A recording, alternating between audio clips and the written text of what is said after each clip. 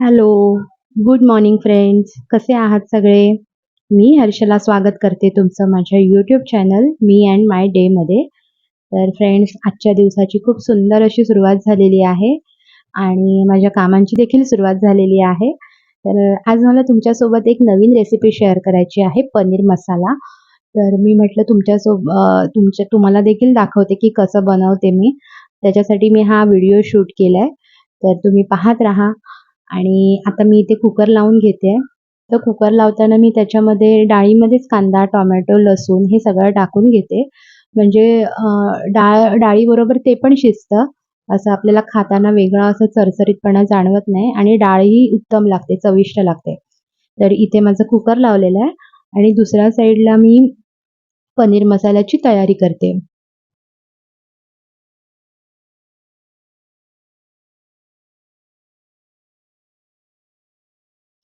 तर इथे पनीर मसाला बनवण्यासाठी जे काही साहित्य लागतं, तर ते सगळं मी इथे बाहेर काढून ठेवलंय आणि सगळी तयारी करून घेते चिरून वगैरे, म्हणजे नंतर कशी गडबड होत नाही.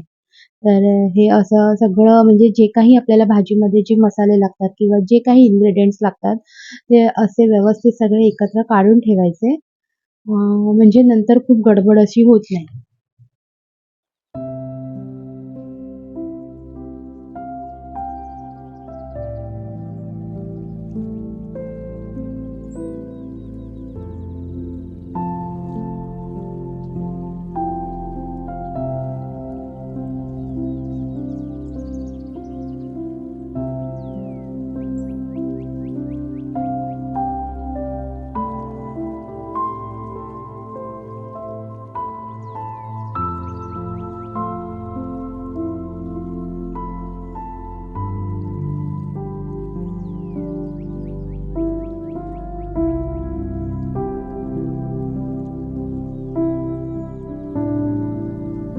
आता मी हे मग त्याची ग्रेव्ही बनवते पनीरची.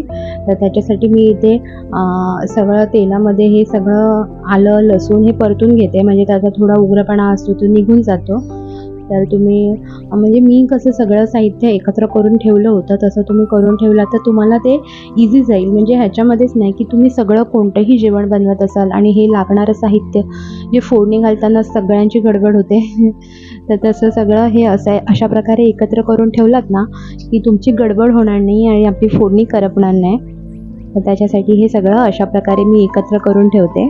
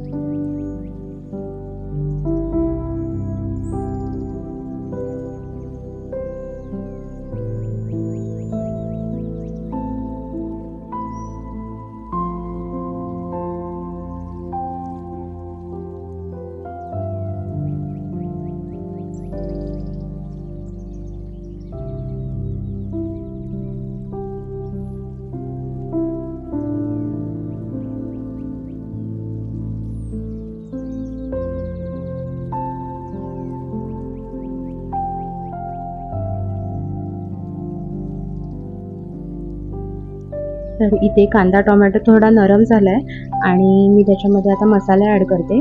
तर हळद, लाल तिखट, हे घरगुती लाल मसाला आहे आपला. थोडासा कांदा लसूण मसाला टाकलाय आणि अ, अ, धन्याची पावडर, जिऱ्याची पावडर आणि माझ्याकडे पनीर बटर मसाला पण आहे, तर तो पण मी ॲड करणार आहे. तर या भाजीमध्ये ना मी आपल्याकडे जेवढे घरगुती आपले जे मसाले असतात, समजा किचन किंग मसाला असेल किंवा धना जिरा पावडर असेल किंवा अजून कसले कसले मसाले असतात, तर ते मी सगळे थोडे थोडे टाकते. सगळ्याची छान टेस्ट उतरते.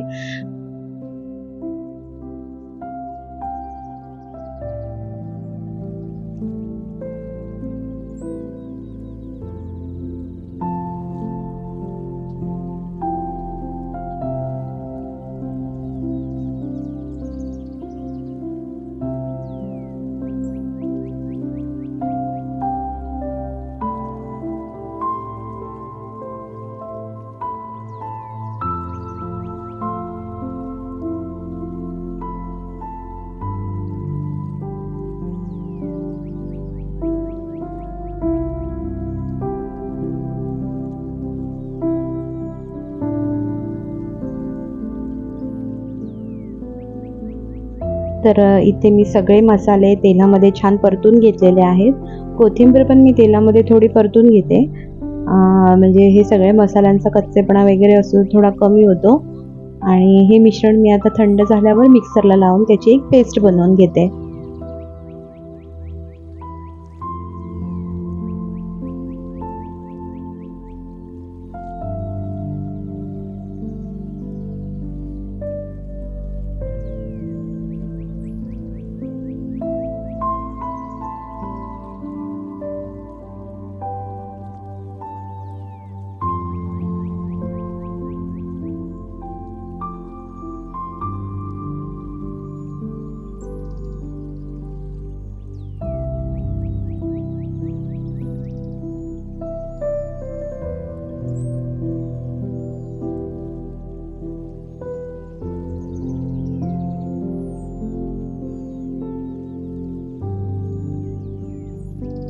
मी इथे पनीरचे पीसेस पण करून घेते.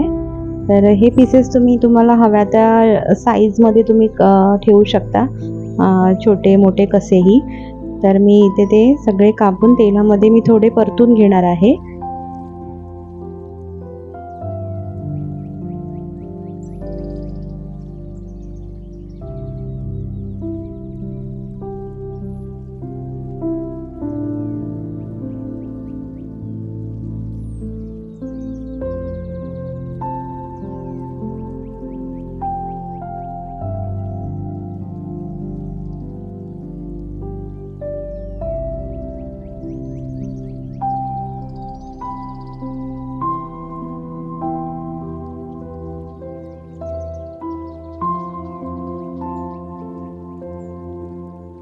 तर इथे आता गरम तेलामध्ये मी हे मसाला टाकते आहे आणि 1-2 मिनिटासाठी मी तो छान परतून घेणार आहे तेलामध्ये. ऑलरेडी आपण त्याला परतून घेतलेलं आहे, पण हे तेलामध्ये अजून परतल्यानंतर म्हणजे त्याचा एक कलरही छान येतो आणि टेस्टही उत्तम लागते.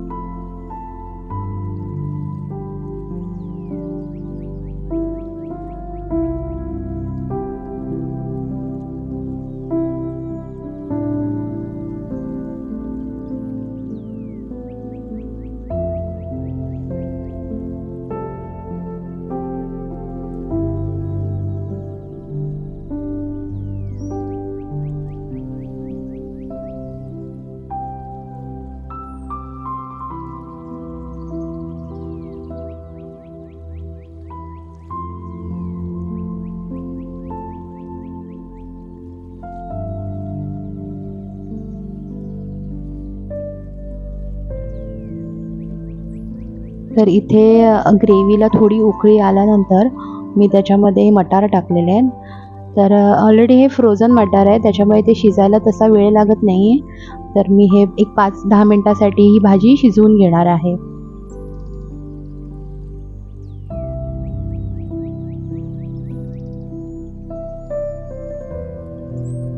तर इथे मी एका साईडला गॅसवर भाजी ठेवली आणि दुसऱ्या साईडला मी डाळीला फोडणी देणार आहे आता.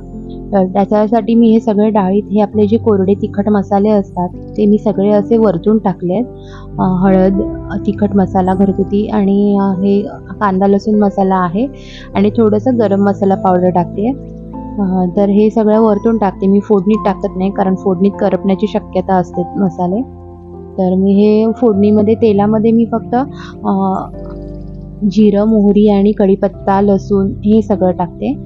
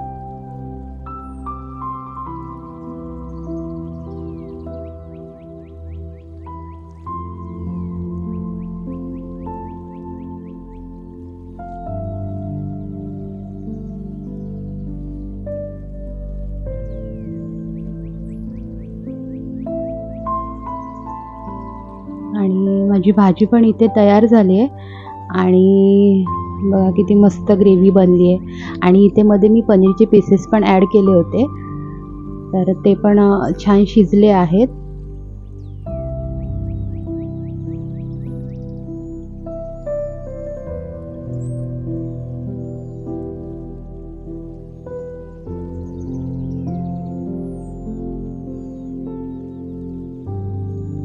आता 11:30 वाजले होते आणि माझं सगळं जेवण आवरलं होतं. भाजी झाली होती, डाळ झाली होती, भात लावला होता कुकरला आणि भांडी घासायची माझी राहिली होती आणि भाकरी भाजायची होती. तर मी म्हटलं भाकरी नंतर मी गरम गरम भाजेन, म्हणून तेवढं काम माझं शिल्लक होतं.